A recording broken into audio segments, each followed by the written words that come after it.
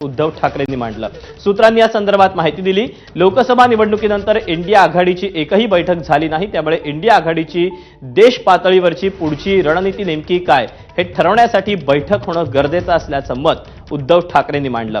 तर स्थानिक स्वराज्य संस्थांमध्ये नेमकं कसं लढायचं हे निवडणुका जाहीर झाल्यानंतर मित्रपक्षाच्या अधिकृत भूमिकेनंतरच ठरणार असल्याचं ठाकरेंच्या शिवसेनेकडून स्पष्ट करण्यात आल्याची माहिती सूत्रांनी दिली आहे।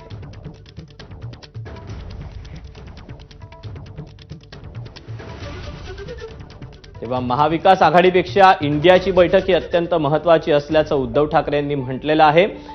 लोकसभा आणि विधानसभेच्या निवडणुकीच्या नंतर एकही बैठक झालेली नाही, त्यामुळे आता आगामी देशापुढची इंडिया आघाडीची रणनीती नेमकी काय असणार हे ठरवण्यासाठी आता बैठक होणं गरजेचं असल्याचं मत, तशी भूमिका उद्धव ठाकरे यांनी मांडलेली आहे।